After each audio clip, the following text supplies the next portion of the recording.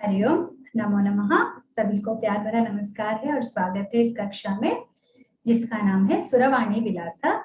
इसमें हम लोग प्रारंभिक संस्कृत शिक्षण लेते हैं, भाषा अभ्यास करते हैं। तो हम लोग अभी आज आकारांत स्त्रीलिंग तृतीया चतुर्थी पंचमी विभक्ति रमा शब्द को लेकर हम अभ्यास करने वाले हैं। तो प्रार्थना करके प्रारंभ करते हैं। यो ब्रह्माणं विदधाति पूर्वं यो वै वेदांश्च प्रहिणोति तस्मै तमदेवमात्मबुद्धिप्रकाशं मुमुक्षुर्वै शरणमहं प्रपद्ये। वक्रतुण्डमहाकाय सूर्यकोटिसमप्रभा निर्विघ्नं कुरु मे देव सर्वकार्येषु सर्वदा। सरस्वती नमस्तुभ्यं वरदे कामरूपिणे विद्यारम्भं करिष्यामि सिद्धिर्भवतु मे सदा। येनाक्षरसमाम्नायमधिगम्य महेश्वरात् कृत्स्नं व्याकरणं प्रोक्तं तस्मै पाणिनये नमः। वाक्यकारं वररुचिं भाष्यकारं पतञ्जलिं पाणिनिं सूत्रकारं च प्रणतोस्मि मुनित्रयम्। हम लोग धीरे धीरे आगे बढ़ रहे हैं। पुल्लिंग शब्दों के सारे विभक्तियों को हम समाप्त कर चुके हैं, उन विभक्तियों के अर्थ जान चुके हैं, उनमें जो रिपीटेड फॉर्म्स होते हैं उनका किस प्रकार कंटेक्स्ट यानी कि प्रसंग के माध्यम से पुनरावृत जो सेम समान रूप जिनके होते हैं उनके प्रसंग का सहायता लेकर कैसे हम उनको रिजॉल्व करते हैं, बहुत सारे विषय हमने डिस्कस किया।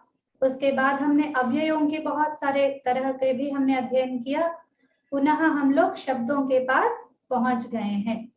ठीक है, तो पिछले सप्ताह हमने स्त्रीलिंग का एक प्रथमा विभक्ति और द्वितीय विभक्ति का हमने अध्ययन कर लिया था। आज हम लोग जा रहे हैं तृतीया विभक्ति, चतुर्थी विभक्ति और पंचमी विभक्ति, क्योंकि द्विवचन में इनके रूप समान होते हैं। हालांकि विभक्तियों के अर्थ अलग अलग होते हैं पर रूप समान होते हैं। तो जब हम लोग विभक्ति पढ़ते हैं तो उसमें कई सारे अंश रहते हैं कि उसका रूप, उसका अर्थ, उसके प्रयोग स्थान, उसके फिर प्रयोगों में समस्याएं और फिर एक समान रूप, उनके रिजोल्यूशंस। तो इन सबके नेपथ्य में, इन सबके पूर्व रंग में हम लोग विभक्तियों का अध्ययन करते हैं। ये इस कक्षा की प्रणाली है। ठीक है, तो अकारांत पुल्लिंग होने के बाद हमने इकारांत पुल्लिंग, उकारांत पुल्लिंग को विहंग वीक्षण में देख लिया था, यानी कि हमने पूरे एक साथ उनके सारे रूप देख लिए थे। ठीक है, अभी इसके बाद हम लोग अभी स्त्रीलिंग का देख रहे हैं। इसके बाद हम क्या करेंगे कि इकारांत स्त्रीलिंग, उकारांत स्त्रीलिंग, ईकारांत, उकारांत सारे हम एक साथ देख लेंगे। तो इसके बाद केवल रूपों की भिन्नता होनी है या फिर उसका थोड़ा थोड़ा सा अंश ही बदलना है, ना कि कोई अर्थ बदलना है। ठीक है, तो इसमें जो अर्थ परिवर्तन इत्यादि है मैंने अकारांत पुल्लिंग को लेकर बहुत विपुलता से समझा दिया था। ये आकारांत में बस एक रिवीजन होगा, इसके बाद फिर मैं विभक्तियों को टच नहीं करूंगी। और एक कक्षा हमारी होगी इन विभक्तियों के जो दूसरे तीसरे प्रयोग स्थान होंगे, बहुत ही मुख्य जो प्रयोग स्थान होंगे उनके बारे में हम थोड़ा डिस्कस करेंगे। ठीक है, तो आज हम लोग तृतीया विभक्ति किसका, आकारांत स्त्रीलिंग शब्दों का हम पढ़ने जा रहे हैं। ठीक है, तृतीया विभक्ति का अर्थ क्या है ये हमने आकारांत पुल्लिंग में पढ़ा था, पर मैंने आपको वादा किया है मैं पुनरावृत्ति कर करके आपको ये सारे बेसिक्स आपके मन में इनको अच्छा सा स्थान में दिलाना चाहती हूँ, ताकि आपको आगे आके किसी प्रकार का भ्रम भ्रांति या फिर दुविधा या फिर द्विधा भाव न होने पाए। ठीक है, तो तृतीया विभक्ति होता है के द्वारा, हिंदी में उसको के द्वारा से सूचित करते हैं, ठीक है। और कभी कभी से भी बोल देते हैं, पर प्रायः जो कुछ क्या कहते हैं, एक कार्य को सिद्धि करने के लिए उसमें एक परिकर या फिर एक उपकरण के रूप में, जैसे आप कोई कील ठोक रहे हैं दीवार में, तो किससे करते हैं, एक हैमर लेते हैं, हैमर से इस प्रकार करते हैं, तो उसमें हाथ भी साधन है, हैमर भी साधन है। तो हाथ के बिना भी आप कील नहीं ठोक सकते, हैमर के बिना भी कील नहीं ठोक सकते, लेकिन प्रकृष्टम साधनम जो बहुत ही उत्तम है उसमें है हैमर है, ठीक है। हाथ में तो मशीन से कर लेंगे, कुछ और ये करेंगे, पर hammer is the important aspect, तो उसको हम कील को करेंगे, उसको ऐसे इस प्रकार हम उसको प्रहार करेंगे तो वो दीवार के अंदर जाएगा, ये हमारा एक्ट है, ठीक है। उस एक्ट में व्हाट इज द बेस्ट। और शास्त्रों में कई सारी जगह घड़ा बनाने का उदाहरण दिया जाता है।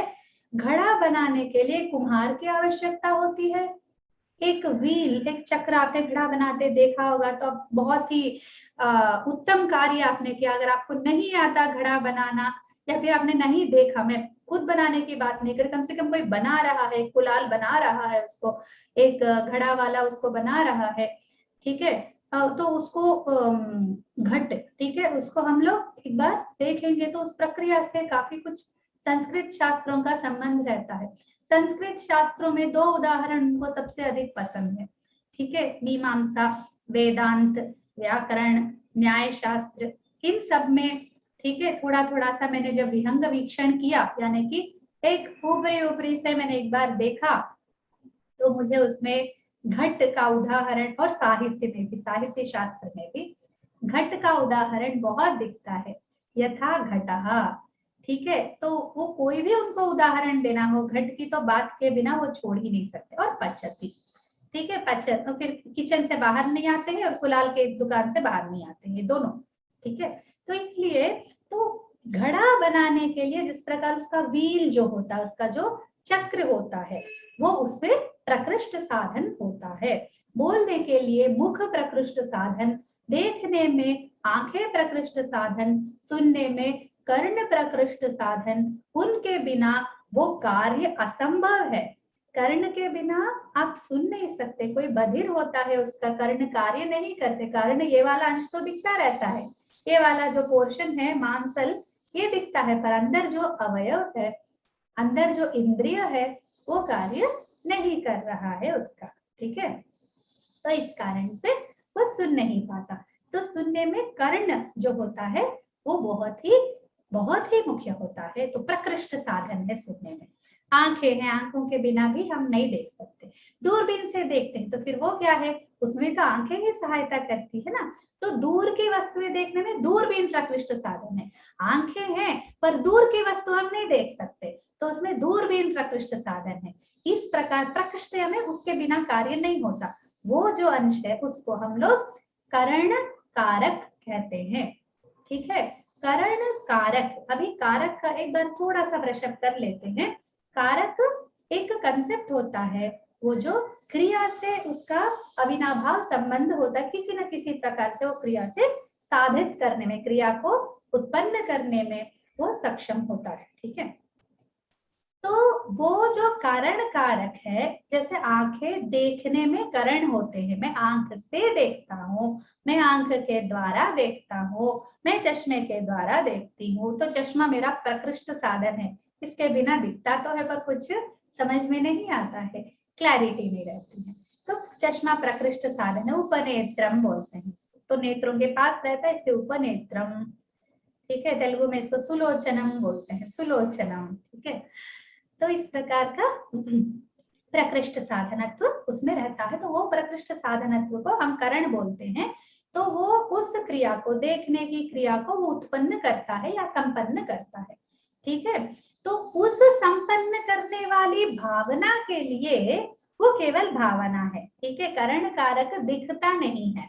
तो उसको दिखाने के लिए हम क्या करते हैं, ये तो बोल दिया कि देखने के लिए आंखें करण है, अब उस करण को बताएं कैसे, करण हमको समझ में आ गया है, तो भाषा में वो करण कैसे बोलता है? भाषा में करण स्वयं नहीं बोलता है, वो बोलवाता है। किससे बोलवाता है? विभक्ति से बोलवाता है, और वो होती है तृतीया विभक्ति। ठीक है, तो तृतीया विभक्ति का इतना डीप अर्थ होता है। ओके, तो उसका सूत्र है कर्तृकरणयो तृतीया। तो अभी हम स्त्रीलिंग पढ़ रहे हैं। अरे उदाहरण नहीं लिखा। ठीक है, मैंने स्त्रीलिंग का देखिए एक श्लोक है, उसमें वैसे वो शब्द तो आपने सबने सुना होगा, यहाँ तिरुपति में बहुत फेमस है। स्वामी पुष्करिणी तटे रमया रममाणाय, श्री वैकुंठ विहार क्या आता है इसका, रमया रममाणाय। सेकंड ये आता है, 2 सेकंड मैं बताती हूँ। श्री वेंकट निवासाय श्रीनिवासाय मंगलम, वो सब आता है। तो उसमें एक श्लोक है रमया रममाणाय, ये है होता है श्री पुष्करिणी, स्वामी पुष्करिणी तटे रमया रममाणाय। चाहिए, ये हिंदी में नहीं है। हाँ, श्री वैकुंठ विरक्ताय स्वामी पुष्करिणी तटे रमया रममाणाय वेंकटेशाय मंगलम। इसमें होता है रमया रममाणाय। तो रममाणाय तो हमको समझ में आ जाता है, क्योंकि हम चतुर्थी विभक्ति को जानते हैं। रममाणा जो रमण कर रहे हैं, भ्रमण कर रहे हैं या विहरण कर रहे हैं, किसके साथ? रमया। ठीक है, रमा के साथ। तो वहां जो रमया है, ओके, तो वो तृतीया विभक्ति है। तो लेकिन वो करण नहीं है, रमया जो है। ठीक है, उदाहरण अभी आगे अभी थोड़े और आएंगे। तो ठीक है, तो इस करण के लिए ये जो करण है उसका हम लोग परीक्षण कैसे करें? वो कैसे पता चलेगा कहीं पर करण है? तो हमने जैसे बताया, करण बोलता नहीं है, करण केवल एक भावना है। ठीक है ना, सुनने के लिए कर्ण करण है, इतना पता चलता है। तो करण इससे सुनता है, तो जो से बोल रहे हैं या के द्वारा बोल रहे हैं, उसकी भावना के साथ ही हम लोग करण की परीक्षण कर सकते हैं। तो हम सबसे उत्तम है कारक को बताने के लिए क्रिया से संबंध रहता है, तो क्रिया को पूछते हैं किससे। ठीक है, तो किससे पूछा तो आंसर आया फलाना से या फलाना के द्वारा। किसके द्वारा? ठीक है, मैं खाता हूँ, किसके द्वारा खाते हो? मुखेना। ठीक है, मुख से खाता हूँ, तो वो जो भावना है वो। ठीक है, उसी प्रकार रमया हरिहि नंदति, तो उसके आनंदित होने में रमा जो है वो एक करण हो रही है। ठीक है, फिर बाला भी सह खेलंती, तो ये भी सहार्थक ही है। तृतीया तो छलक रहा है वहां पर, तो वो बताऊंगी। सहार्थक का पहले हम लोग एक बार देख चुके हैं, फिर से एक बार नॉन कारक रिलेशन में हम बताएंगे इसको। अभी तो हम इस पाठ में मैक्सिमम हम करण कारक ही पढ़ेंगे। ठीक है, तो अभी इस भावना को बताने के लिए गेट बेटर एग्जाम्पल्स। ठीक है, ना मुख है ना करें ना, सब पुल्लिंग और इसी के पद है। हाँ, मालया शोभते देवः। ठीक है, मालया शोभते देवः, तो देवता का जो शोभित होने में माला उपकरण है। ठीक है, माला मालया शोभते देवः। ओके, तो इस उदाहरण से हम लोग मालया, माला से, इसको हम लोग ये कर सकते हैं। ठीक है, गेस कर सकते हैं, मालया शोभते देवः, तो माला के द्वारा, तो के द्वारा की भावना उसके अंदर है। ठीक है, अब हम आते हैं विभक्ति प्रत्ययों पर। इस जैसे से के द्वारा बोल रहे हैं, उसी प्रकार हम संस्कृत में कैसे इस चीज को दिखाते हैं, उसमें जाने से पहले फिर एक बार पुनरावृत्ति कर लेंगे कि हमें आनुपूर्वी कैसे जाना है, और आगे के सारे अक्षरों से हमें कोई लेना देना नहीं। वहां 50 अक्षर होंगे, हमें कोई प्रॉब्लम नहीं। 49 लेटर से हमें कोई काम नहीं है। 50th लेटर जो है, अंतिम है, वो जो सबसे दाहिने में रहता है, उससे हमारा काम रहता है। जैसे आप रमा में देखते हैं र आ म आ, तो इन तीनों अक्षरों से हमें कोई काम नहीं है, केवल आकार से हमें काम है। आकार के आधार पर हम लोग विभक्ति प्रत्ययों को जोड़ते हैं, यह संस्कृत में एक प्रथा है। ठीक है, हिंदी में किसी से भी से जोड़ सकते हैं, माला से, रूपा से, राम से, कंप्यूटर से, बस से, खेल से, हर चीज में से लगा देंगे आप, आपको कोई परेशानी नहीं होगी हिंदी में। पर संस्कृत माता है, भट्टारिका है, उनको बहुत प्रॉब्लम होती है, हर किसी के साथ हर चीज को नहीं जोड़ सकते। जैसे बताया मैंने कि इस तरफ का जो उसका शेप रहता है, जैसे इसका शेप ऐसा है तो ऐसा फिट करने वाला होना, उसका से शेप ऐसा है तो ऐसा फिट करने वाला कुछ होना।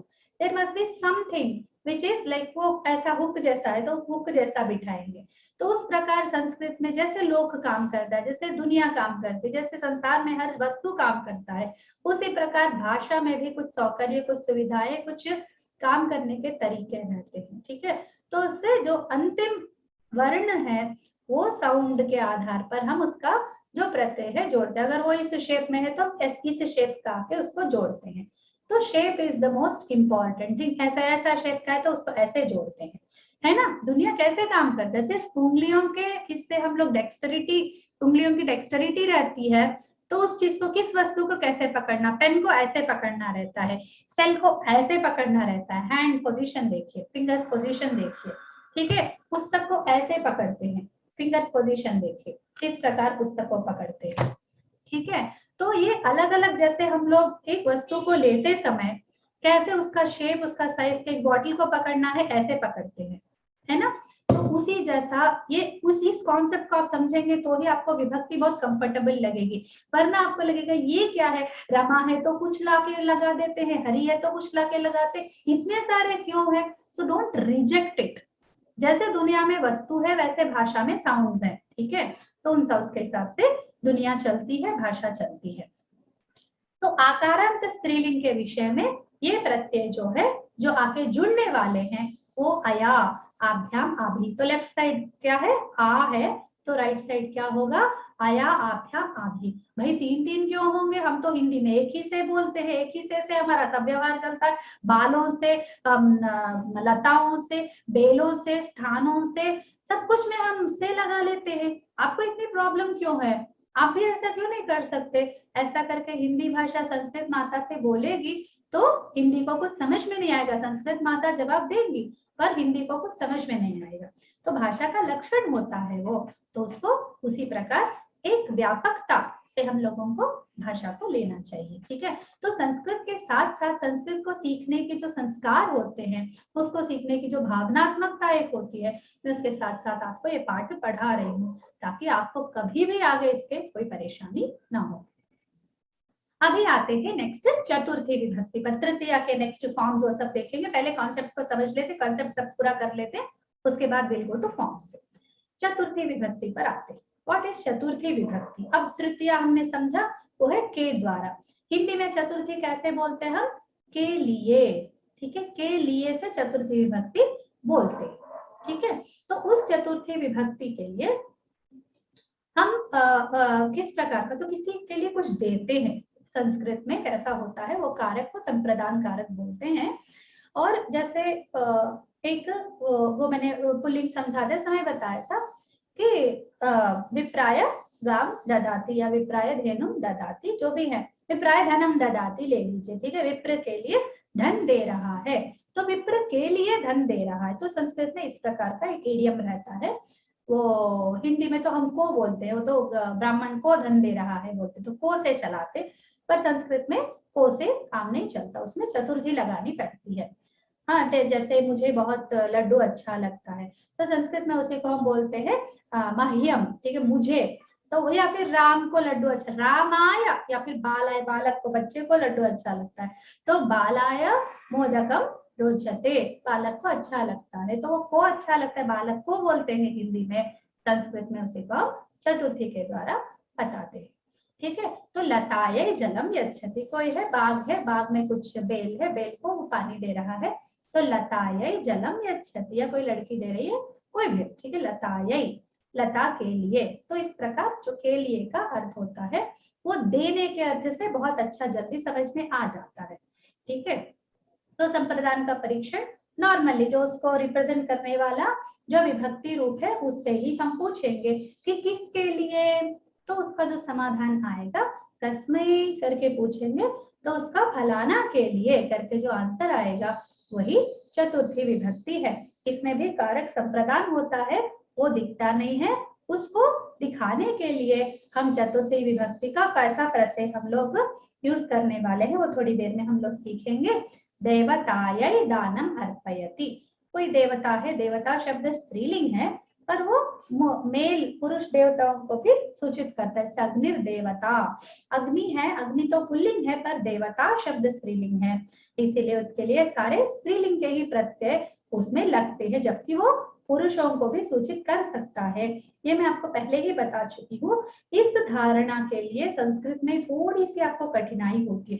कोई कहता है संस्कृत कठिन है, तो हाँ, यहाँ पर थोड़ी सी मतलब हमारी भाषाओं में जो फीचर नहीं है, जहां जहां हमारी भाषा के उस फीचर का अभाव होता है और वो संस्कृत में होता है और या कोई भी भाषा में होता है, अन्य भाषा में, तो हमको बहुत परेशानी होती है। हमारे भाषा में, आपके भाषा जैसे लिंग नहीं होता, हर चीज का लिंग होता है हिंदी में। बाप रे, इतनी परेशानी होती थी मुझे बचपन में जब हिंदी सीख रही थी, तो मुझे बहुत ही कठिनाई हुई उस विषय में। मैंने कभी हेट नहीं किया, मैंने उसको सीखने का ही प्रयास। ये क्या है हिंदी में करके मैं बोलूंगी तो आपको कैसा लगेगा, आपकी अपनी भाषा, अरे हमारी भाषा को आप ऐसा क्यों बोल रही हो।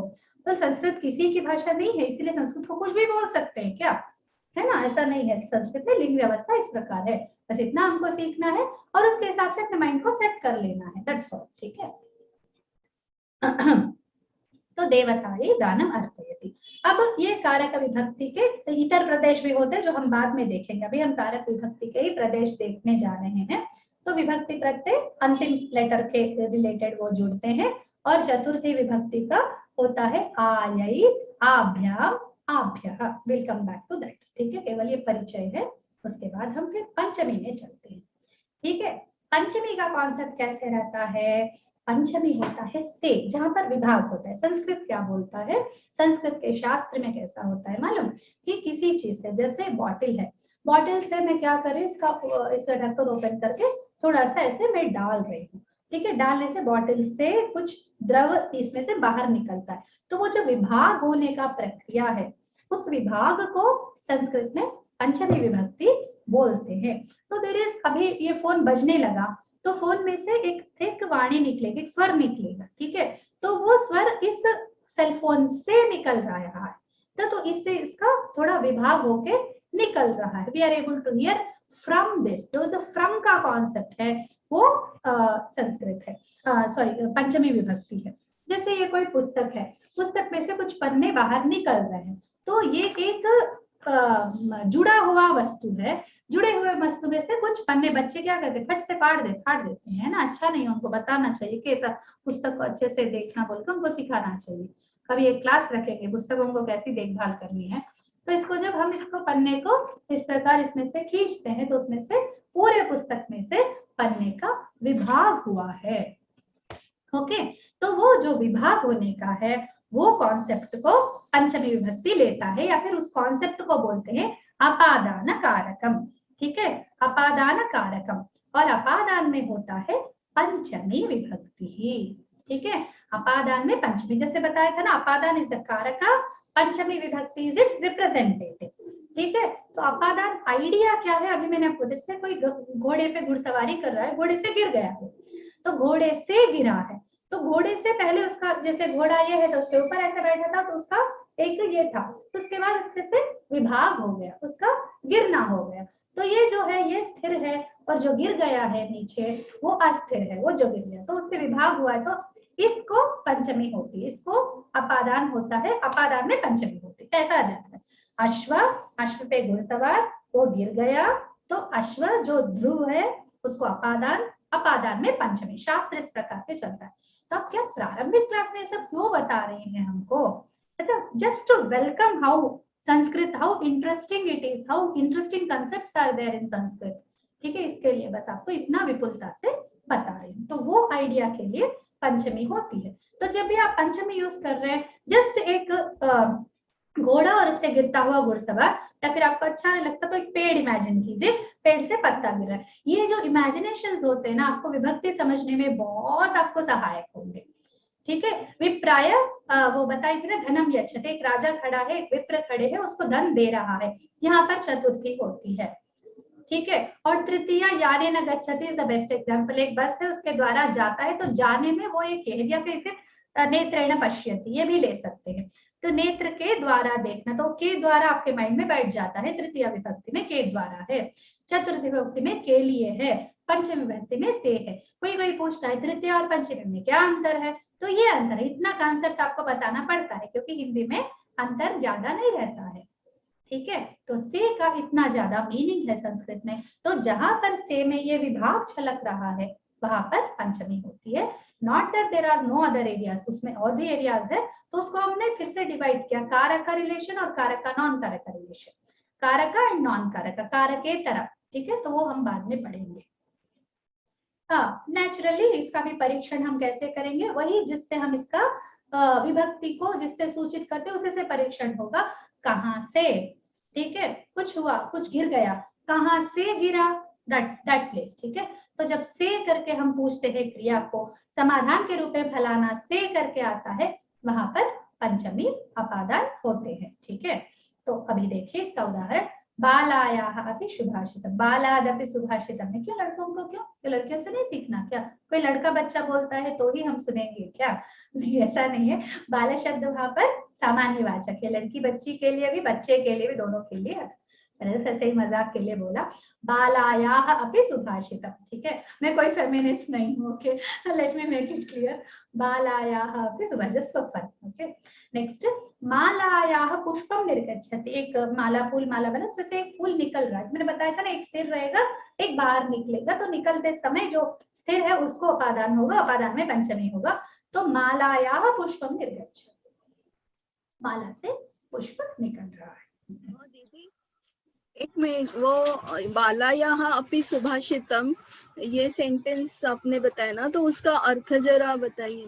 बालों से, बालादपि सुभाषितम करके बहुत प्रसिद्ध सुभाषित है ना, बच्चों से भी सुभाषित लेना चाहिए, है ना। सुभाषित बच्चा बोलता है तो भी सुनना चाहिए, ऐसा एक बहुत प्रसिद्ध सुभाषित है। अच्छा, ठीक है, ओके। तो उसी का मैंने मॉक बनाया है, बालायाः अपि सुभाषितम, बच्ची से भी सुनना चाहिए।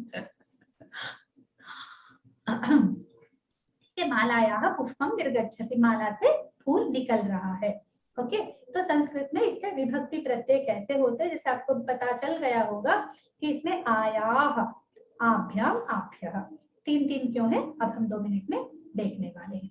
Now will come back to तृतीया विभक्ति। मैंने तीनों का कॉन्सेप्ट पहले बता दिया है, अब next step we are going to, उसका जो पीछे का आइडिया है वो सब हमने डिस्कस कर लिया। नाउ कौन से विभक्ति उसमें योजित करने हैं, ठीक है, वो विभक्ति स्वरूप संस्कृत में कैसा है, विल कम टू दैट। एक एक विभक्ति को देखेंगे, फिर तृतीया, चतुर्थी, पंचमी, ठीक है, उसको हम अभी देखने जा रहे हैं। तो इसमें फॉर्मूला क्या होता है, तो हमारा फिर वापस आएंगे एक्स प्लस वाई फॉर्मूला में, है ना। जब भी कुछ प्रत्यय की बात होती है, कुछ जोड़ने की बात होती है, तो विभक्ति जब प्रत्यय, ठीक है, जहां पर प्रत्यय है वहां पर वाई है, ठीक है, जहां पर वाई है वहां पर एक्स है, प्रकृति है। तो what is the X and Y here, तो यहाँ पर है आकारांत स्त्रीलिंग प्रातिपदिक में जो नाममूलम है वो एक्स है, ठीक है, उसको प्रातिपदिकम या नाममूलम बोलेंगे। जो नाम शब्द होते हैं, जो क्रिया से भिन्न होते हैं, वस्तुओं के नाम होते हैं, उन सारे के लिए हम लोग प्रातिपदिक, उसका बेस जो होता है, द एक्स पार्ट, द प्रत्यय जिसमें जुड़ सकता है, उसको प्रकृति बोलते हैं। तो उस प्रकृति का पार्ट, उस प्रकृति का नाम पद के संदर्भ में नाम है प्रातिपदिक, नाम पद के संदर्भ में उसका प्रकृति को, उसके एक्स को हम प्रातिपदिक बोलते हैं। तो ठीक है, उसमें जो जुड़ता है वो उसको हम लोग विभक्ति प्रत्यय बोलते हैं, या टेक्निकल नेम उसका है सुप्रत्यय है।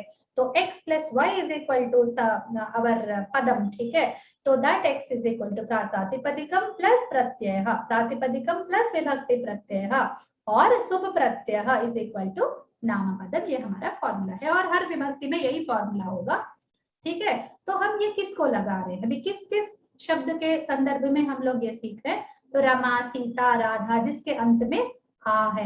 हमें न रमा से मतलब है, न राधा से मतलब है, न सीता से मतलब है, और हमें इन सबसे मतलब है, उनका एक अंश से मतलब है जो है आ, कॉमन, ठीक है। लता, इंदिरा, उषा, ठीक है, श्वेता, हाँ, ये सब जिसमें जिसके अंत में आ, ये शारदा, ठीक है, उमा, रमा, ठीक है, इस प्रकार के सारे शब्द, माला, कला, हाँ, ये सब आएंगे, ठीक है। तो इन सब के लिए कैसे, तो मैं एक कॉन्सेप्ट आपको बताई हूँ, जो जबकि आप प्रारंभिक है फिर भी I wanted you to be aware of certain pratyayas which are standard. They are called standard vibhakti pratyayas. Standard विभक्ति प्रत्यय जिस प्रकार का शास्त्र ने बोले हैं वो है टाभ्याम भिस। टाभ्याम भिस वो तृतीय विभक्ति के लिए। सुओजस अमौजस को हम पढ़ चुके हैं। अभी टाभ्याम भिस आकारांत स्त्रीलिंग के संदर्भ में इसको चेंज कैसे होते हैं, अया आभ्याम आभि। अया आभ्याम आभि आर द वर्किंग विभक्तिस, टाभ्याम भिस आर द थियोरेटिकल विभक्तिस। ये मैंने आपको बहुत पहले ही बता दिया था, फिर से एक रिवीजन कर रहे हैं। तो इसको कैसे जोड़ते हैं, अया आभ्याम भिस, किस प्रकार उसका स्वरूप होता है। और जब वो रमा से जुड़ते हैं तो होता है रमा प्लस अया, रमया, रमा प्लस आभ्याम, रमाभ्याम, रमा प्लस आभि, रमाभि। अब आप पूछेंगे भगिनी आप बहुत अच्छे से पढ़ा, लेकिन पता आपको संधि नहीं पता है, रमा प्लस अया रमया कैसे होगा, माँ में तो दीर्घ दिखना चाहिए, दिख क्यों नहीं रहा है। तो मैंने आपको पहले ही बोला है वो केवल टेंटेटिवली मैंने अ और आ करके मैंने रखा, वो चीज नहीं है। कहीं पर आपको ऐसे विभक्ति बताने वाले कोई टीचर नहीं होंगे, और कहीं पर भी इस प्रकार कर होंगे भी तो I mean you should have that clarity. It's not about whether teacher is there or not, it is about whether the clarity is there or not. ठीक है, तो वो जो रमा प्लस अया, we are not talking about which will become दीर्घा which will become ह्रस्व, it is about just Rama में अया जुड़ेगा तो रमया बनेगा। That's only for बहुत ही बिगिनर्स के लिए एक मैंने सिस्टम डेवलप किया है। ठीक है, नेक्स्ट हम आते हैं चतुर्थी विभक्ति पर। Same concept x plus Y principle, और हम लोग राधा सीता राधा रमा के संदर्भ में हम लोग बात कर रहे हैं। और यहाँ पर प्रत्यय होंगे आयई, आयई। ठीक है, और उसका जो थियोरेटिकल प्रत्यय है वो होता है न्ये, न्ये। ठीक है, आभ्याम, न्ये आभ्याम आभ्यः, न्ये भ्याम भ्यस्, थियोरेटिकल नाम। वर्किंग प्रत्यय कौन से होंगे, आये आभ्याम आभ्यः। ठीक है, तो इसमें आये आभ्याम आभ्यः। ठीक है, और ये जो मकार और ये है ये चेंज होता रहता है, depends upon the next word. ये म रहेगा या अनुस्वार रहेगा, depends upon the next word. और कैसे होता है वो पहले बताई थी एक बार कि आगे अच होगा तो मकार आएगा, आगे हल होगा तो अनुस्वार आएगा। ठीक है, यही प्रिंसिपल है उसका। बहुत ही वर्किंग हार्ड एंड फास्ट, आप इसको अच्छी तरह मन में बिठा लीजिए। एंड मैं देख रही हूँ कि कई सारी जगह पर इवन थोड़ा सा कोविदा इत्यादि के लेवल के एग्जाम्स पास होने के बाद, एक लेवल का संस्कृत एग्जाम पास होने के बाद भी लोग क्या करते हैं कि वो लोग म और अम को सही से नहीं लिखते हैं। ठीक है, तो वो बहुत ही खराब चीज है कि आप अनुस्वार का प्रयोग हल अक्षर से पहले करेंगे। नेक्स्ट लेटर मैं बताऊंगी आपको, जब हाँ संदर्भ आएगा वहां बताऊंगी। तो इस प्रकार ये जो जहां पर भी विभक्तियों में अनुस्वार मकार का संदर्भ आता है तो we have to remember that thing. आय में कोई प्रॉब्लम नहीं होगी, लेकिन आभ्याम में होगी। ठीक है, और व्याह में कहाँ होगी, उच्चारण की स्थिति में होगी, लेखन में कभी प्रॉब्लम नहीं होगी। उच्चारण संधि इत्यादि में होंगे, जो हम आगे आगे करके सीखेंगे। तो इसके रूप होंगे रमायै, रमाभ्याम, रमाभ्यः। ठीक है, अभी चतुर्थी विभक्ति full stop. Next we are going to पंचमी विभक्ति। पंचमी विभक्ति में फिर again same thing, X plus Y principal. फिर उसमें हम लोग आकारांत स्त्रीलिंग की बात कर रहे हैं, और यहाँ के प्रत्यय क्या होते हैं, आयाह आभ्याम आभ्यः। ठीक है, रमायाह, ओके, रमायाह रमाभ्याम रमाभ्यः। उसके जो वर्किंग और थियोरेटिकल प्रत्यास यहाँ पर लिख दिए गए हैं। ङसि, ङसि भ्याम भ्यः, ङसि भ्याम भ्यः। ठीक है, तो ङसि, ङसि क्या है, ङसि is the theoretical Pratyaya. Working प्रत्यय आया है, इसलिए रमा में ङसि नहीं जुड़ेगा, रमा में आया है जुड़ेगा। ठीक है, रमायाः रमाभ्याम रमाभ्यः। ये जो भ्यस है ये स और कुछ नहीं है, बस विसर्ग है। ये जो भ्याम है ये अनुस्वार के रूप में भी लिखा जाता है, बस इतना इनका परिचय है। Now will come to the arth. अब हमने अर्थ पहले जाना था विभक्ति का, फिर विभक्ति का रूप नेक्स्ट जाना। अब रूप और अर्थ को एक साथ रख के विल ट्राई टू लर्न इनके मीनिंग हिंदी में क्या होंगे। ओके, तो रमा प्लस अया रमया, उसका अर्थ होता है एक रमा के द्वारा। और संस्कृत में हर चीज ट्रिपल होता है, एवरीथिंग ट्रिपल। ठीक है, Brahma Vishnu Maheshwar. Okay, we have Trimurti, we have Lakshmi Parvati and Saraswati. मूर्ति का हमारा जो स्वरूप है वही वचन समझ लीजिए आप, ठीक है। तो आपको बहुत आनंद होगा, यू विल वेलकम द वचनात्। अदरवाइज आप कहेंगे अब हर चीज में हम ना 3 दिन याद करके क्या बैठेंगे, आपको बहुत रोना आएगा, अरे यार सर पकड़ के बैठेंगे। अब ब्रह्मा विष्णु महेश को याद कर लीजिए, आपको बहुत, अरे वाह हमारे धर्म में तो पूरा 3 का इतना अच्छा कॉन्सेप्ट है, we have got very nice associations, तो उसको एंजॉय करते हुए आप वचनों को पढ़ेंगे, आपको बहुत मजा आएगा, ठीक है। तो रमया, रमया इज अ सिंगल, ठीक है। हाँ, फिर वो एक ब्रह्मा फिर सरस्वती के साथ उनका विवाह हुआ, फिर उसके बाद उन्होंने पूरी सृष्टि रच डाली, ठीक है। तो वही एक वचन, द्विवचन, बहुवचन, ठीक है, इस तरह हम समझ सकते हैं। एक विष्णु से फिर लक्ष्मी जी का विवाह हुआ, फिर उन्होंने स्थिति रच डाली, ठीक है। एक शिव, पार्वती से उनका विवाह हुआ, फिर उन्होंने प्रलय रच डाली। इस प्रकार एक दो बहुत सारे, ठीक है, इस प्रकार का चलता है। एक रमा के द्वारा, फिर द्विवचन रमाभ्याम, 2 रमाओं के द्वारा, और बहुवचनम रमाभिः, रमाभिः ये तृतीया विभक्ति का है, ठीक है। रमया, रमाभ्याम, रमाभिः, तो ये बहुवचन, बहुत अनेक रमाओं के द्वारा। वो के द्वारा आपके माइंड से नहीं निकलना चाहिए, जब भी सुनेंगे तो के द्वारा आपको हिट होना चाहिए, इसलिए इतने बार बता रही हूँ, ठीक है। रमया सुनेंगे, या भ्याम भी, जब भी सुनेंगे टक करके आपको के द्वारा के आपके माइंड में आ जाना चाहिए, ठीक है। जब भी ही आता है, दिस इज यूनिक, ये रिपीट नहीं होता है, दिस इज यूनिक प्रत्यय, रमया भी यूनिक है, इसलिए इसके सुनते ही आपको के द्वारा आना चाहिए। लेकिन ये जो भ्याम है थोड़ा रिपीट होता है, will see that in a while, ठीक है। नेक्स्ट हम लोग देखते हैं चतुर्थी विभक्ति। चतुर्थी विभक्ति का अर्थ क्या है, के लिए, ठीक है। चतुर्थी विभक्ति का अर्थ भी के लिए, and the words we use is also के लिए, ठीक है। तो उसको संस्कृत में कैसे एक्सप्रेस करते हैं, आई, आयई से, ठीक है, अंत में आयई, रमायई। उसका टेक्निकल है ङे से हमें कोई संबंध नहीं, we are not going to use it, we are going to use आयई, रमायई, एक रमा के लिए, ठीक है। द नेक्स्ट 2 रमाओं के लिए, हमारे पास हर चीज इंटू 3 है ना, तो 2 रमाओं के लिए तो है रमाभ्याम, ठीक है। नेक्स्ट रमाभ्यः, अनेक रमाओं के लिए, ओके। ये थोड़ा रिपीट होता है, रमा ये यूनिक है, पर देखिए रमाभ्याम, रमाभ्यः is going to repeat now. ये पंचमी विभक्ति को भी वही चीज दिखाती है, रमायाह होना चाहिए, यहाँ पर गलत है, आई एम सॉरी। स्लाइड 13 में है ना, कुछ ना कुछ गलत रह ही जाता है, ठीक है। रमायाह है वहां पर, ओके। रमायाह, एक रमा से, रमायाह, रमाभ्याम, रमाभ्यः, ठीक है, एक रमा से।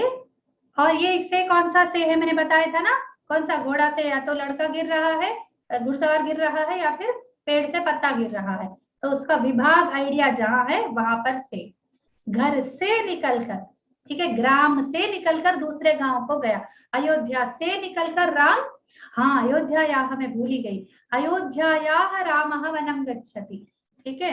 अयोध्या तो हमारा आ गया, अभी स्त्रीलिंग हम, क्योंकि हम लोग आकारांत स्त्रीलिंग की बात कर रहे हैं ना, तो अयोध्या आ गया हमारा, अयोध्या, मथुरा, ठीक है, वो सब आ गए हैं, ठीक है। माया, काशी कांची को छोड़िए, थोड़े दिन में आ जाएंगे वो नेक्स्ट क्लासेस में, ओके। तो अयोध्या, मथुरा, माया, अवंतिका, ठीक है, ये आ चुके हैं। तो अवंत्याः, अवंतिकायाः, सॉरी अवंत्या नहीं, अवंतिकायाः अयोध्याम गच्छति, ये अभी हम प्रयोग कर सकते हैं उसका, ठीक है। फिर मथुरायाः, मथुरायाः अवंतिकाम गच्छति, ठीक है। इस प्रकार हम सेंटेंसेस बना सकते हैं, ठीक है। तो वो जो से है वहां पर विभाग है, एक जगह से निकलकर कोई कहीं जा रहा है, तो जैसे घर से निकलकर, ठीक है, इस प्रकार का प्रयोग रहता है से वाला। इसका होने के बाद नाउ विल कम टू उदाहरण, ठीक है। अब आता है मेन चैलेंज कि कैसे वो भाषा में वर्कआउट होते हैं वो कॉन्सेप्ट्स। अभी तक हमने विभक्ति अर्थ देखा, उसके बाद उसके प्रत्यय देखे, फिर दोनों को जोड़कर देखा।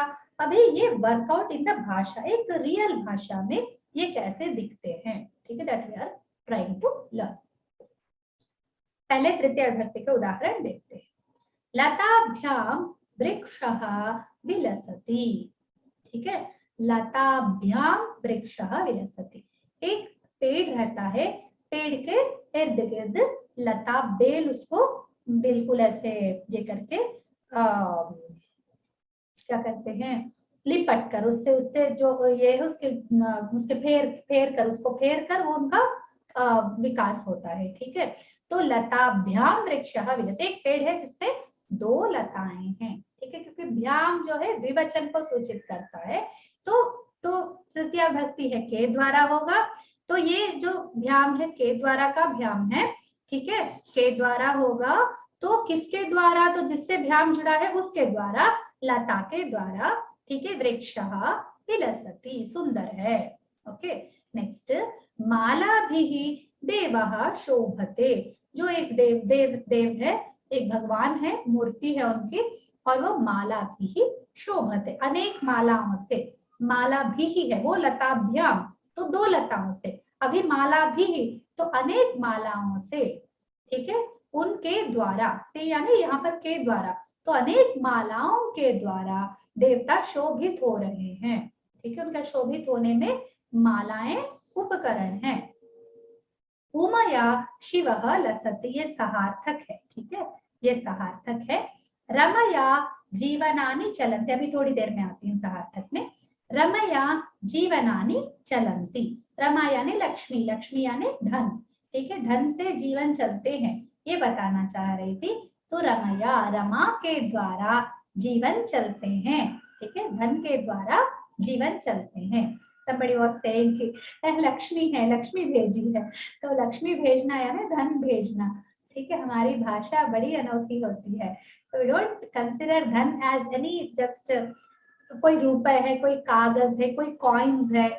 हाँ, कोई एक रुपए का नोट नीचे गिरता है तो भी अरे भगवान भगवती लक्ष्मी हमको क्षमा करें, इस प्रकार we will say। ठीक है, तो वो जो भावना है उसी से हमारे हर चीज, जैसे पेपर नीचे गिर गया, कोई चलिए धन नहीं गिरा, इसमें से पेपर नीचे गिर गया, इस प्रकार का कोई पेपर है ऐसे गिर गया, then we put our leg on, अरे अरे अरे पैर लग गया, क्योंकि वो सरस्वती है।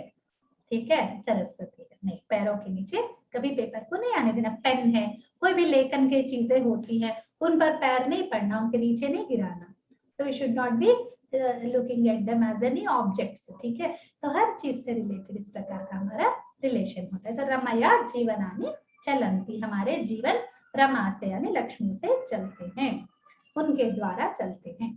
फिर इंदिरया हरिहि जनेभ्यः वरान यच्छति, कामिनी भगिनी हमको बताएंगे इस वाक्य का अर्थ।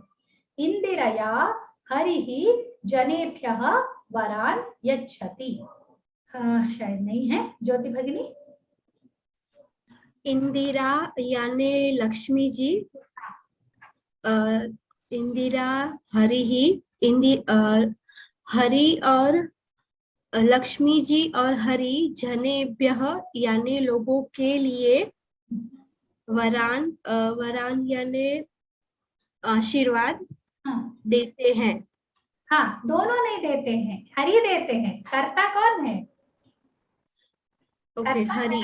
यच्छति, आप यच्छति को यच्छति देता है, कौन देता है? हरि देता है, हरि देता है। किसके लिए देता है? जनेभ्यः, जन्म के लिए देता है।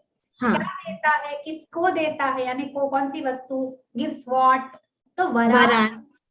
फिर इंदिरया, इंदिरया यानी लक्ष्मी के पति लोगों के लिए आशीर्वाद देते हैं। आप वर्ड पर आइए, आप ओनली वर्ड पर, don't go to the meaning, don't go to external sources. इंदिरया, इंदिरा के साथ हरि, या इंदिरा के द्वारा, भी हम के साथ नहीं, के द्वारा पढ़ रहे हैं। तो मैं यहाँ क्या कहना चाहती हूँ, आप क्लियरली आप के दीदी बताइए। दीदी एक प्रश्न है, अगर इंदिरा के साथ हरि ये कहें तो साथ के लिए सह लगाना ये आवश्यक नहीं है क्या? बाद में आएंगे उस पर, अभी हम के द्वारा की बात कर रहे हैं। अच्छा ठीक है दीदी। इंदिरा के साथ हरि, के साथ के द्वारा, आप उसको कैसे द्वारा, मैं बताऊं? हाँ जी बताइए। दीदी ये है क्या, इंदिरा के द्वारा मतलब वो लक्ष्मी के पति हैं, इसलिए कहा जा रहा है कि इंदिरा के द्वारा हरि लोगों को। हाँ हाँ, जैसे जैसे मैं जाके विष्णु जी से मांगती, मैं लक्ष्मी जी से नहीं मांगती, मैं विष्णु जी से मांगती, क्योंकि माँ मारती है ना, पैसे मांगूंगी तो इसलिए पिताजी के पास जाके थोड़ा सा पैसे दीजिए ना, तो क्या दे रहे हैं वो, मेरे को धन दे रहे हैं, तो इंदिरा के द्वारा वो मुझे हेल्प कर रहे हैं ना, धन देकर। अच्छा अच्छा नॉर्मल है, थोड़ा सा फन के लिए, नथिंग एल्स, ठीक है। थोड़ा सा बस ये लिखते समय मैं सोच रही थी, I just wanted to share this, ठीक है। इंदिरा, या तो इंदिरा के द्वारा हरि, तो वो क्या अपने से देते हैं, उनके पास है क्या पैसे, उनके पति के पास है ना सारा, है ना, तो बस उनके द्वारा हमको हेल्प करते हैं, ठीक है। ठीक है, अभी हम सहा पे आ गए हैं। तो उमया शिवः लसति, वो भी सहार्थक है। यशोदया सह गच्छति कृष्ण। अभी आप बताइए भगिनी, कामनी भगिनी, आपका डाउट क्लियर हुआ? उमया शिवः लसति, हाँ दीदी, यशोदया सह गच्छति। हाँ हाँ दीदी, लसती मतलब शोभित होना अर्थ में है ना? हाँ दीदी, तो क्लियर ऐसा है। कह सकते हैं, लसती शोभित होने के अर्थ में भी है, सहार्थक भी उसमें हो सकता है। उमा के साथ शिव अच्छा, शोभित हो रहे हैं, या उमा के द्वारा शिव शोभित हो रहे, शिव शक्त्या युक्त हो, उसको कभी नहीं भूलना चाहिए। हाँ शिव जी अपने आप में हाँ कुछ दीदी, नहीं है, सब हमारी उमा देवी है, ठीक है, वो उनको दिखाती है, वरना शिव को तो दिखना भी नहीं आता, पता है आपको, है ना, वो शक्ति स्कूल में हाँ आती है, तब वो व्यक्त होते हैं, ठीक है, वरना वो अव्यक्त रूप रह जाते हैं, उनको तो दिखना भी नहीं आता, ठीक है। तो उमया शिवः लसति में उमा के द्वारा भी हो सकता है, उमा के साथ भी हो सकता है, ठीक है। तो जहां पर साथ है वहां पर सहा लगाने की कोई पाबंदी संस्कृत में नहीं है, ठीक है। यशोदया गच्छति कृष्ण, ये इसको देखिए, गच्छति को लेते हैं, गच्छति जा रहा है, कौन? कृष्ण जा रहे हैं, ठीक है। तो यशोदा कोई जाने में साधन है क्या? हमने क्या के द्वारा कब लगाने को सोचा था? जब वो साधन हो, तो जाने में यशोदा साधन है क्या? हाँ, यशोदा उनको अपने भुजन में नहीं, बिठाकर ले जा रही है, अपने कंधे पर या अपने गोदी में, अपने यहाँ पर ऐसे उठा के ले जा रही है, तो ठीक है, वो वाहन हो गई, ठीक है, कृष्ण का वाहन हो गई वो माता, ठीक है, तब वो ठीक है, बोल सकते। लेकिन अभी क्या, यशोदा ऐसे हाथ पकड़ के लेकर जा रही, चला के लेकर जा रही है बच्चे को, ठीक है। तो वो एक माँ है, एक बच्चा है, यशोदा कृष्ण वो बच्चे को ऐसे हाथ पकड़ के ले जा रही है, उस समय का जो होता है वो सहार्थक होता है, ठीक है। जहां पर गमन में, गच्छति में, Yashoda is not the Sadhana of going, ठीक है। रथेन गच्छति कृष्ण, ठीक है, रथ से कृष्ण जा रहे हैं, रथ के द्वारा जा रहे हैं में, यशोदा के साथ जा रहे हैं में बहुत अंतर है ना। तो वहां पर जहां सहार्थक होता है वहां सह का प्रयोग होने की आवश्यकता नहीं है। यशोदया गच्छति कृष्ण, ये भी चल जाए, ठीक है।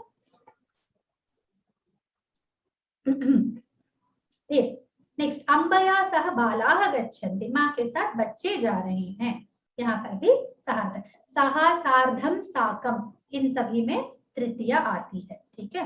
गोपिका भी सह खेलती श्याम, हमको कोई और काम नहीं है ना, रासलीला करते रहते ना वृंदावन में रात को, ठीक है, बहुत खेलते हैं। जो भी भक्तजन जाना चाहते हैं उनके पास वो गोपिका बनकर जाएं, तो कृष्ण जी सबके साथ एक एक गोपिका के साथ एक एक कृष्ण बन के वो बहुत ही आनंदित होते हैं, वो उनकी लीला है, एक परमार्थ लीला है, ठीक है। अभी अभी हमने एक पढ़ा था, बहुत अच्छा लगा, वो आपसे शेयर करना चाहती क्योंकि संदर्भ आया है। भागवत में कृष्ण जी के 8 पत्नियों को बताया गया है। फिर जब वो नरकासुर का वध करते हैं तो वो बहुत सारी कन्याओं को या बहुत सारी स्त्रियों को हरण करके लाता है, तो वो सारी कन्याएं रक्षाहीन हो जाती हैं नरक के वध के बाद। अब उनको कौन देखभाल करेगा, तो कृष्ण जी उनसे विवाह करते हैं, ये घटना है। तो ये कहते हैं सुनने वाले कि इनकी इतनी सारी पत्नियां, 16,000 पत्नियां, ये क्या है, आदमी है कि क्या है ये, ठीक है, किसी की इतनी पत्नियां हो सकती हैं। तो नारद जी एक बार आते हैं, ठीक है, नारद जी एक बार इनकी परीक्षा के लिए आते हैं, इनके अष्टमहिषियों को देखने के लिए कि वो खुश है कि नहीं, ये कृष्ण को खुश रखते हैं कि नहीं। एक तो है 8 बीवियों को कैसे खुश रखते होंगे। तो वो एक के घर जाते, सत्यभामा के घर जाते हैं, तो कृष्ण वहां खाना खा रहे हैं, उनसे मिल लेते, ठीक है, नमस्कार बोल के तुरंत रुक्मिणी के घर जाते हैं। फिर वहां कृष्ण शैया में ऐसे ऐसे ये कर रहे हैं या कुछ और काम कर रहे हैं, तो देख लिया, अभी आप यहाँ कैसे आ गए मेरे से पहले। तो रुक्मिणी जी बोलती नहीं तो यही थे, 1 घंटे से मेरे आंखों के सामने तो बैठे, हम एक दूसरे को निहारते तो बैठे हैं। बोलते ठीक है, ओके ओके करके फिर तीसरी पत्नी के घर जाते, वहां पर भी कृष्ण बच्चों को खिला रहे हैं, ठीक है, तो वहां देख के हैरान हो जाते हैं ये क्या है, तीसरे कृष्ण, चौथे कृष्ण, हर जगह जाते हैं। इसका अर्थ क्या है? इसका अर्थ क्या है? 8 पत्नियों के एक कृष्ण पति है या अनेक कृष्ण पति हैं? अगर एक होते तो अनेक जगह एक साथ कैसे थे वो? यानी हर एक पत्नी का अपना कृष्ण अलग पति है। समझ में आ गया आपको? ये मैंने बड़ों से सुना है, तो इसलिए बताना मैंने अपना ये समझा, ताकि आप लोगों को कुछ इस विषय में, क्योंकि विधर्मी या कोई कुछ कहते हैं हमको तो हमको बहुत बुरा लगता है, हाँ सच में सही तो है ना, तो हमको उसका समाधान नहीं पता। जब हमें महापुरुष, महान महानुभाव लोग उनको भागवत के अर्थ को समझकर हमको बताते हैं, तो उसी प्रकार 16,000 पत्नियों को आप एक्सेप्ट करते हैं भागवत के हिसाब से, तो भागवत जी यही कहती हैं कि उसमें 16,000 कृष्ण भी हैं। तो डोंट फॉरगेट, अष्ट महिषियों के अष्ट कृष्ण हो सकते हैं, 16,000 महिषियों के 16,000 कृष्ण, या महिषी नहीं बोलते उनको, पत्नियां हैं वो जब उनका हायर लेवल्स रहते हैं उसमें, तो वो जो नेक्स्ट पत्नियां हैं उतने पति भी हैं। सो मेनी कृष्णा सर्द है। रासलीला में भी यही बोलते हैं, ये नहीं बोलते एक कृष्ण सभी राधिकाओं के साथ रमण कर रहे हैं, ये कहते हैं कि हर एक राधिका, हर एक गोपिका के साथ एक एक कृष्ण है।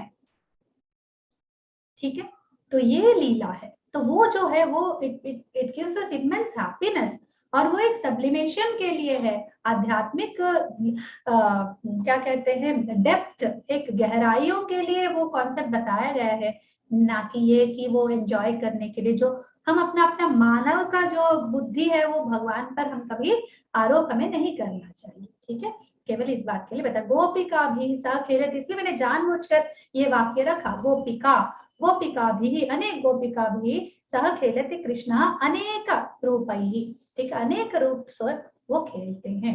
ठीक है, नेक्स्ट हम चलते हैं चतुर्थी विभक्ति पर। रमायै निरीक्षन्ते जनाः, रमा के लिए लोग निरीक्षण कर रहे हैं या देख रहे हैं, उनकी राह देख रहे हैं, रास्ता देख रहे हैं।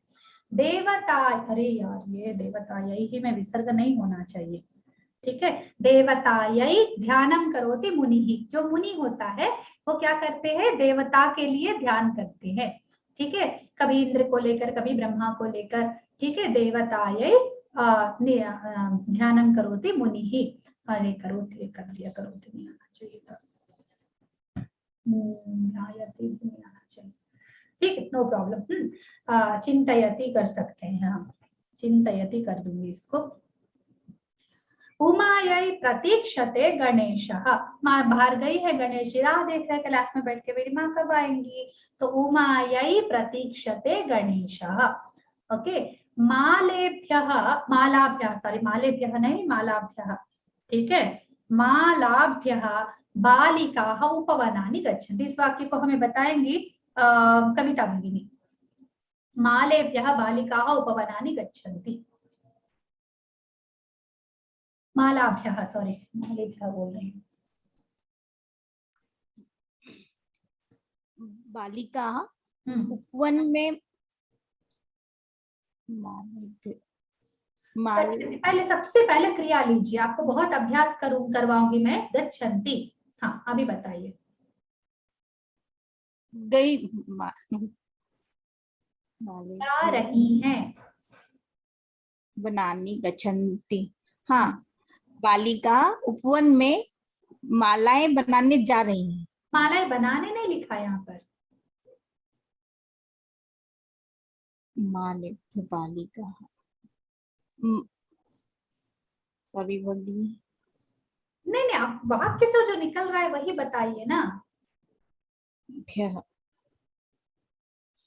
मालाओं के लिए, देखिए गच्छन्ति जा रही हैं, कौन जा रही है, बालिकाएं जा रही हैं। कहाँ जा रही है, मतलब कहाँ को जा रही है, क्योंकि वो कहाँ को बोलना पड़ेगा, क्योंकि संस्कृत में वो द्वितीय विभक्ति है, कर्म है। तो उपवनानि गच्छन्ति, उपवनों को जा रही हैं, बालिकाएं उपवनों को जा रही है। क्यों, मालाभ्यः, उनको मालाएं बनानी है इसलिए, लेकिन मालाओं के लिए फूल लाने के लिए जा रही, तो ये परंपरा से रिलेटेड हो गया। तो ठीक है, मालाओं के लिए उपवन जारी, जैसे पूजा है, कार्यक्रम में किसी ने हमको मालाएं बनाने का कार्यक्रम दिया है, तो अभी उपवन जाकर फूल लाएंगे, उनसे मालाएं बनाएंगे, ठीक है, वो कंडीशन में ये अप्लाई होगा, मालाभ्यः। ठीक है जी, धन्यवाद भगिनी। हाँ, ओहो, कविभ्यः है, कवभ्यः आ गया, हे भगवान। कलाभ्यः कविभ्यः धनानि यच्छन्ति जनाः, कोई कलाकार है, कोई कवि लोग है, ठीक है, उनको धनानि धन देते हैं लोग, कलाभ्यः कलाओं के लिए धन देते हैं लोग, ठीक है, ताकि वो लोग, कालिदासस्य रचनाभ्यः लोकेषु प्रचारः अस्ति, ठीक है, कालिदास की रचनाओं के लिए दुनिया में प्रचार होता है, ठीक है, उनके बहुत अच्छा प्रचार प्रसार है। नेक्स्ट हम लोग पहुंचते हैं पंचमी विभक्ति में। यशोदायाः निलीयते कृष्णः, यशोदा से कृष्ण छुपते हैं, छुपना, निलीयते यानी छुपना, लीयते, ये लीयते इज चतुर्थी गण का है, चतुर्थ गण का धातु है, तो यह उसमें आता है, ली धातु है, तो ये आत्मनेपद का है, इसलिए लीयते आता है, नी उपसर्ग है, निलीयते कृष्णः। फिर रमायाः सुगंधः गच्छति, ये तो बहुत इजी है, ठीक है, रमा से सुगंध आ रहा है, रमा है उससे सुगंध निकल कर आ रहा है। लताभ्यः पुष्पाणि पतन्ति, ये बहुत इजी है, लताओं से फूल, लता ऐसे हैं तो उसमें से फूल विभाग होकर गिर रहे, लता स्थिर है, लताभ्यः और अनेक लताएं, ठीक है, यशोदा एक है, यशोदायाः यशोदा से, रमायाः सुगंधः, रमा एक है, रमा से सुगंध, लताभ्यः लता अनेक है, लताभ्यः लताओं से पुष्पाणि पतन्ति, ठीक है, मालाभ्यः सूत्राणि निर्गच्छन्ति, मालाओं से सूत्र, उनके जो बीच में जो धागे हैं वो निकल रहे हैं, निर्गच्छन्ति। अंगनाभ्यः दूरं चरन्ति पुरुषाः, जो स्त्रियां होती है उनसे पुरुष दूर चलते हैं, ठीक है, दूरं चरन्ति पुरुषाः। अभी इनके शब्द रूप एक साथ देख लेते, सारे विभक्तियों को, तृतीया, चतुर्थी और पंचमी, ठीक है, इस प्रकार वो दिखता है, ताभ्याम किस, ठीक है, ज्ञेभ्याम भ्यः यस, ङसीभ्याम यस, ठीक है, तो ये सारे हमने 3 विभक्तियां अभी तक सीखी है, रमया, फिर रमायै, सॉरी रमायाः होना, रमाम लिखा है, ओ भगवान, रमायाः, ठीक है, रमायाः, रमाभ्याम, रमाभ्यः, ओके। ठीक, अभी हम मेन इंपॉर्टेंट पॉइंट पर आते हैं, इससे कक्षा समाप्त करेंगे। इसके बाद ये जो संस्कृत के प्रत्यय, जैसे आप हिंदी में से को मैनेज कर रहे हैं ना, से का तृतीयार्थ भी, पंचमी अर्थ भी आप लोग बहुत ही क्या कहते हैं, नैक विद ग्रेट स्किल, एक युक्ति से आप लोग मैनेज कर रहे हैं ना, वैसे संस्कृत में भी कभी कभी क्या होता है, कुछ फॉर्म्स रिपीट होते, कभी कभी बहुत बार होता है, विभक्तियों में स्पेशली, जैसे हमने देखा भ्याम भ्याम भ्याम, ठीक है, तीनों में भ्याम भ्याम भ्याम, अभी आपने यहाँ पर देख लिया ना, देखिए रमाभ्याम रमाभ्याम रमाभ्याम, अब हम क्या करें, उसका तृतीया लगाए, पंचमी लगाए, चतुर्थी लगाए, क्या लगाए भाई, और एक रमाभ्या रमाभ्या दिखा रहे आप, बहुवचन में भी 2 है, तो उसके लिए हमने उदाहरण ऐसे बनाए हैं, रमाभ्याम सह व्रजति, तो रमाभ्याम सह में आपने सह देख लिया, ठक से बोल दिया तृतीया है, नो नीड टू थिंक, रमाभ्याम सह व्रजति, 2 रमाओं के साथ वो जा रहे हैं, जैसे वेंकटेश्वर स्वामी के 2, लक्ष्मी के ही 2 रूप है, ठीक है, तो रमाभ्याम सह व्रजति वेंकटेशः। फिर रमाभ्याम प्रतीक्षते, फिर यहाँ पर के लिए, प्रतीक्षते देख लिया आपने, प्रतीक्षते से पूछा किसके लिए, रमाओं के लिए, जवाब मिल गया, तो वो चतुर्थी हो गया। उसके बाद लताभ्याम शाखाः पतन्ति, लताओं से ब्रांचेस उसके गिर रहे हैं, इतने ब्रांचेस होते हैं, लता के तो ब्रांचेस ही नहीं होते, जो भी होते छोटे छोटे होते हैं, तो वो ही गिर रहे हैं, ठीक है, लताभ्याम, तो 2 लताओं से, तो यहाँ पर गिर रहे हैं, तो लताओं से गिर रहे हैं, लताओं के लिए गिर रहे हैं नहीं होता ना, लताओं द्वारा गिर रहे हैं ये नहीं होता ना, गिराए जा रहे हो तो हो सकता है, तो कर्मणि हो जाएगा, वी डिडंट कम टू कर्मणि येट, ठीक है, लताभ्याम शाखाः पतन्ति, तो यहाँ पर ये पंचमी ही होना है। इस प्रकार हम संदर्भ को देखकर, प्रायः क्रिया को देखकर हम इसको रिजॉल्व कर सकते हैं। एक और एरिया है, जैसे हमने यहाँ पर देखा कि वो भ्यः भ्यः चतुर्थी और पंचमी का बहुवचन भ्यः भ्यः है, तो हम लोग यहाँ पर ये देखते हैं कि ये चतुर्थी और पंचमी में है। तो उसका भी रमाभ्यः निरीक्षन्ते, रमाओं के लिए वेट कर रहे हैं। लताभ्यः पुष्पाणि पतन्ति, तो इसमें बहुत क्लियरली निरीक्षन्ते और पुष्पाणि पतन्ति के द्वारा हमने उसको गेस कर लिया कि वो पंचमी और चतुर्थी जहां जहां लग रहा है फट से हमने कर लिया। ठीक है, तो विभक्ति निर्णय करने के लिए एक कसौटी क्या होती है? ठीक है, वो होती है क्रियां पृच्छामः। ठीक है, क्रिया से हम लोग पूछेंगे कि किमिति नहीं पूछेंगे, तो कस्मै क्रिया से ही क्वेश्चन करेंगे उस विभक्ति से रिलेटेड। ठीक है, अगर उस विभक्ति का आंसर निकला तो वो है, वरना नहीं है। और कभी कभी बहुत ही कंफ्यूजिंग रहता है, तो केवल लोकानुभव ही हमें बचा सकता है। और संदर्भ अंश देखते हैं, जैसे सर्वनाम पद देखते हैं, कुछ इस प्रकार के देखने से हमको पता चलता है, वो हम बाद में पढ़ेंगे। ठीक है, और लिंग निर्णय के लिए हम कोश देखते हैं, जैसे ये कौन सा, ये भ्यः है, रमाभ्यः, तो उसमें रामेभ्यः होता है और ये रमाभ्यः होता है। ठीक है, तो उसमें कोई प्रॉब्लम नहीं है। लेकिन रमाभ्याम ये होता है रामाभ्याम, तो रामाभ्याम में भी आभ्याम है, रमाभ्याम में भी, एटलीस्ट रामेभ्यः है वहां पर, यहाँ पर रमाभ्यः है। तो बहुवचन में थोड़ा हम लोग अंतर कर लेते हैं, पर तृतीय विभक्ति तृतीय चतुर्थी पंचमी के द्विवचन के रूप रामाभ्याम भी वही है, रमाभ्याम भी वही है।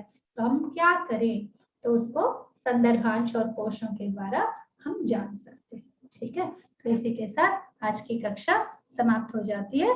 Let us do a little revision और हम समाप्त करेंगे इसको। आज हमने तृतीय विभक्ति का देखा कि वो किस अर्थ में प्रयोग होता है। पहले हमने सारे अर्थों को चर्चा किया, फिर हमने चतुर्थी विभक्ति के अर्थ को, फिर पंचमी विभक्ति के अर्थों को, और वो कहाँ लगते हैं, उसके प्रत्यय कैसे दिखते हैं, ये हमने देखा। फिर उसके बाद प्रत्यय को लगाया शब्द में। ठीक है, आकारांत स्त्रीलिंग शब्द में हमने प्रत्यय को लगाया। लगाने के बाद तीनों विभक्तियों में हमने लगाया, उसको लगाने के बाद उनका मिला के अर्थ देखा। ठीक है, प्रत्यय को भी लगाया, अर्थ को भी लगाया, फिर वो कैसे बनता है हिंदी में हमने एक झलक देखा तीनों विभक्तियों के। उसके बाद हमने उदाहरणों को पूरी भाषा में कैसे दिखते हैं वो उसको चर्चा किया। एक सहार्थक है जो नॉन कारक रिलेशन है, वो मैंने डिस्कस किया। बाकी नॉन कारक रिलेशंस में जल्दी ही आप लोगों को बताऊंगी। ठीक है, फिर सारे होने के बाद मैंने कॉमन एरियाज जो है वो समान रूप जहां पर है उसको कैसे रिजॉल्व करना, ये मैंने आपको बताया। दो जगह होते हैं तृतीय विभक्ति पंचमी, तृतीय चतुर्थी पंचमी में दो जगह पर आपको आते हैं, एक द्विवचन के स्थान पर, एक बहुवचन में, डबल विभक्तियों में और ये ट्रिपल विभक्तियों में। ठीक है, तो कैसे रिजॉल्व करना यह सीख। ठीक है, इसी के साथ कक्षा समाप्त। कोई संदेह है तो पूछ सकते हैं।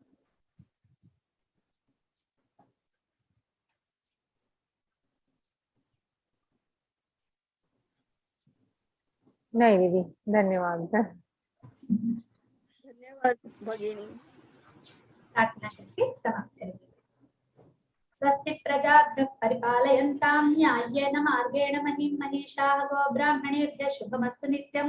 लोकाः समस्ताः सुखिनो भवन्तु, सर्वे भवन्तु सुखिनः, सर्वे सन्तु निरामयाः, सर्वे भद्राणि पश्यन्तु, मा कश्चित् दुःखभाग् भवेत्। सर्वं श्रीरामार्पणमस्तु। धन्यवाद दीदी। धन्यवाद। धन्यवाद भगिनी।